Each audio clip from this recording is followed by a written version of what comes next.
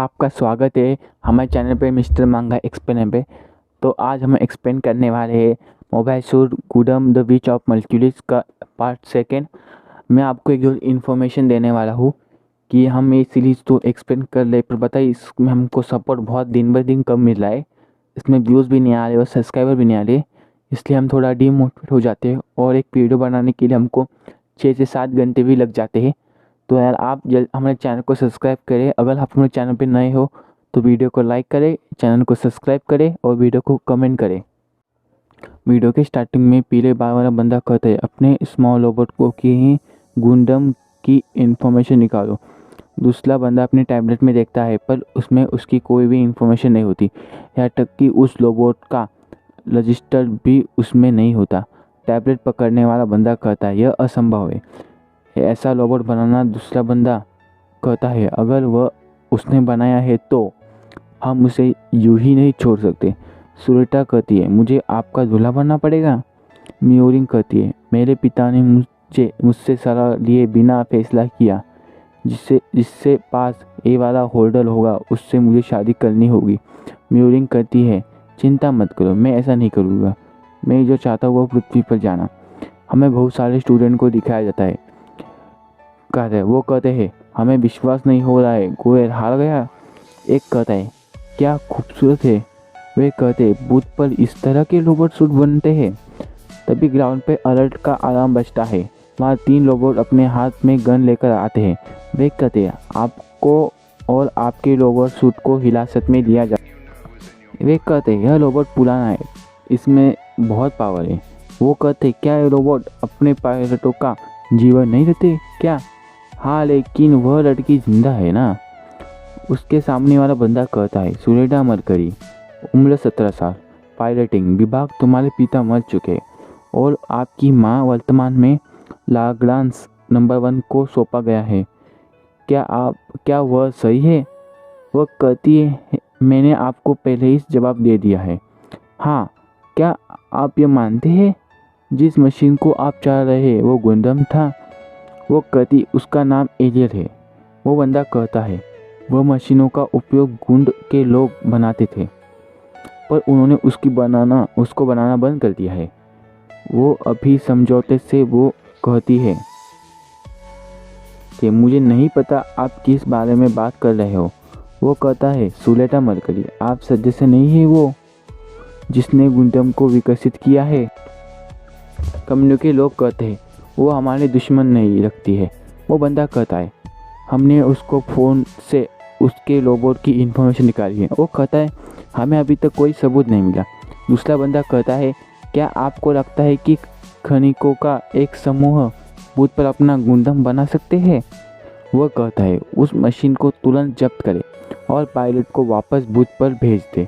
White बालों वाला बंदा कहता है और फिर आपका बेटा फिर से अपने नंबर 1 रैंक को लेगा ना।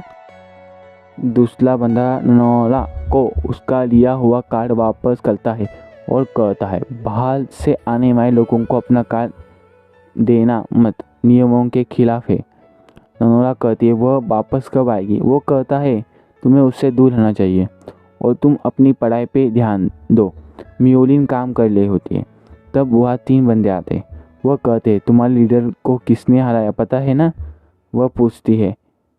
वो कहती है आज। दूसरा कहता है आज स्कूल नहीं आया। म्यूरिंग कहती है उसको घर से निकाल दिया होगा हारने के बाद। दूसरी पीले बाल वाली लड़की कहती है तुम्हारी वजह से वो मुसीबत में फंसी है। वो कहती है मैंने उसे ऐसा करने के लिए कभी नहीं कहा था। जब वो वापस आएगी तो मैं उसे बताऊंगी दूसरों के मामलों में दखल मत देना के। दूसरी लड़की कहती है तुम्हें शायद पता नहीं होगा, उस लड़की को स्कूल से निकालने वाले हैं।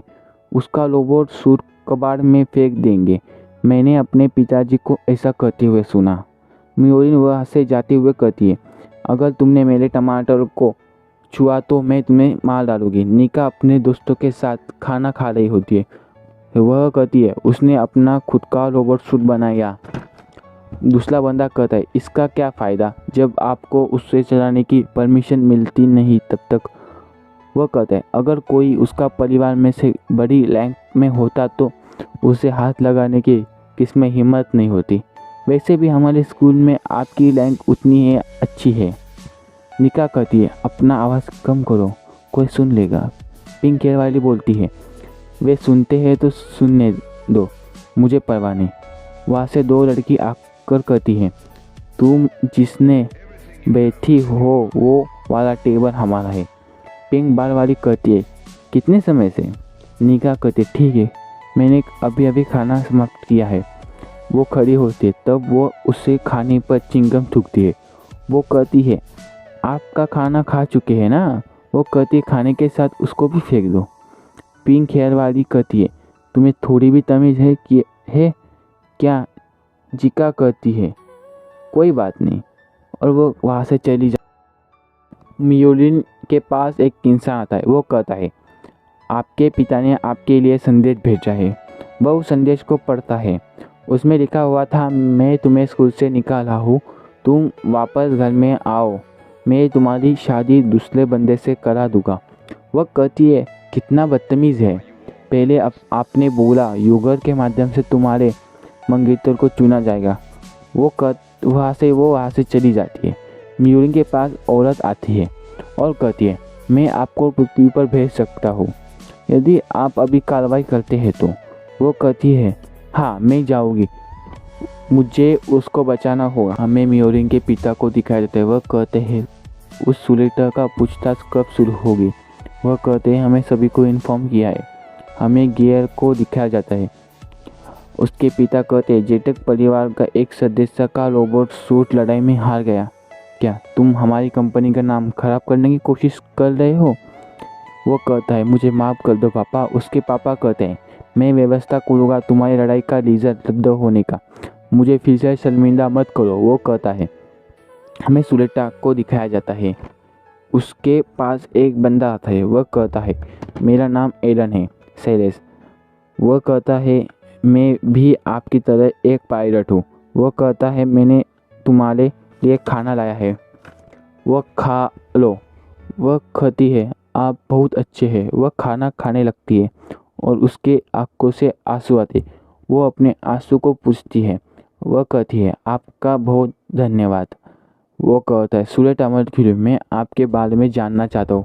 फिर उसका चेहरा ऐसा होता है। हमें सभी सदस्यों के मीटिंग रूम को दिखाया जाता है।